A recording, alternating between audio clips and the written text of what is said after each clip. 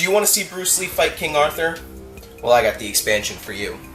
This is the Unmatched Bruce Lee expansion. Now, if you have not seen my review of Unmatched Battle of Legends Volume 1, the card will be up here, so go check that video out, because in that video I talk about how to play the Unmatched board game, because this is just an expansion. Unlike most of the other expansions for Unmatched, this is just one figure and one set of cards. No mat, nothing else. So you need one of these boxes to actually use the Bruce Lee expansion.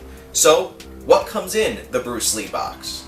So, the Bruce Lee box is a very tiny box that just has this little insert, and I raved about the box insert in the Battle of Legends Volume 1 box, and this is no different.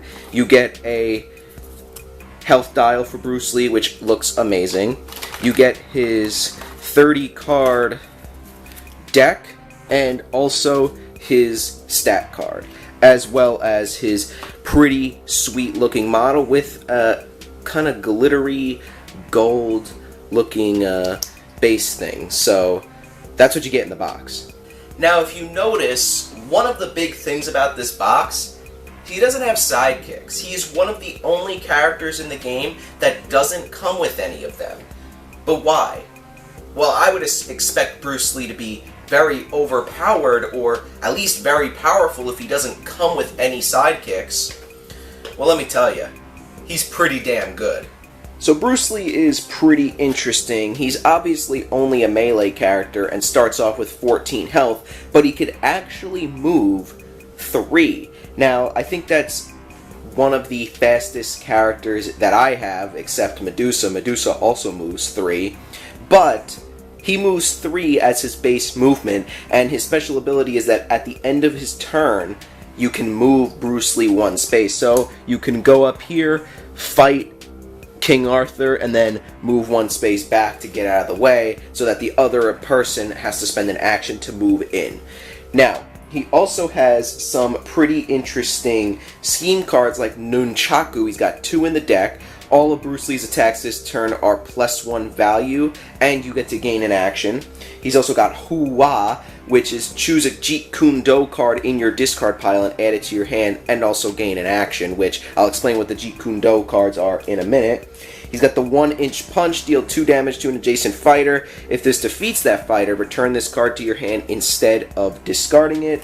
He's also got Bring It On, choose an opposing fighter in Bruce Lee's zone, place them in any space adjacent to Bruce Lee, gain an action. So essentially you can be like, oh yeah, okay, so you're in my zone, King Arthur. What I'm going to do is I'm going to put you here.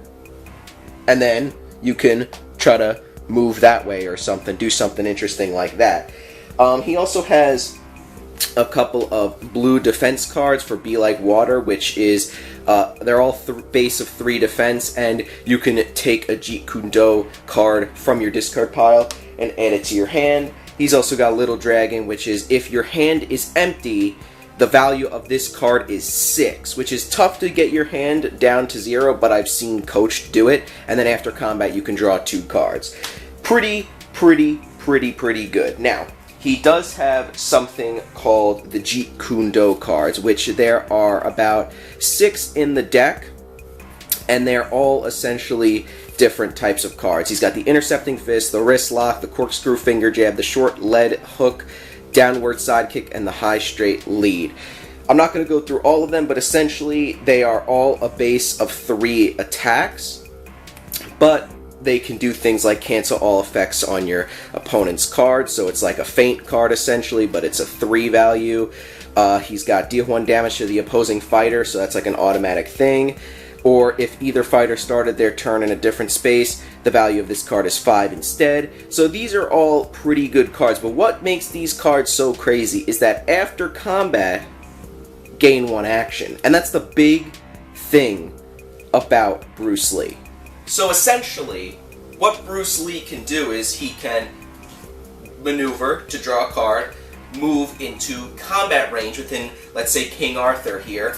He plays Nunchaku, so all of Bruce Lee's attacks this turn are +1 value. And he gains an action, so what he'll do is he'll play a Jeet Kune Do card to attack and gain another action, and then play another one to gain another action, play another one to gain another action, play another one to gain another action, play another one to gain another action, and play another one to gain another action.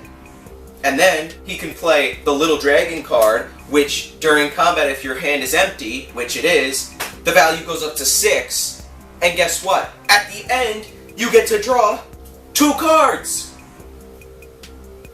Whoa. That is so much combo stuff, and you have to get really lucky to have all those Jeet Kune Do cards in your hand. But out of the 30 card deck, there are only 6 of them in there. And there are cards to let them get out of your discard pile, because in this game you don't shuffle your deck and put it back as your deck, or you shuffle your discard pile back into your deck. Once you're done, you're done. So Bruce Lee can just keep doing stuff and keep doing actions, and then just whittling even King Arthur, who's got 18 health, down to 0.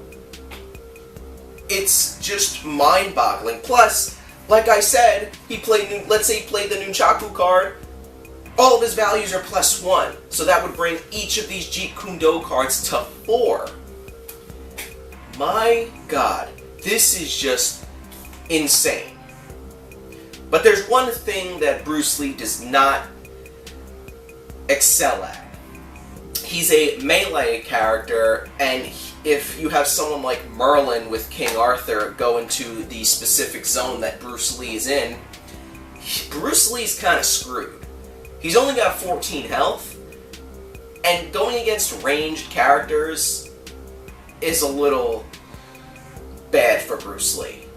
So his one weakness is definitely against ranged characters, especially someone like Medusa. Against Medusa, it's kind of leaning more towards Medusa, because she can just swarm him with the harpies and just shoot him from staying back.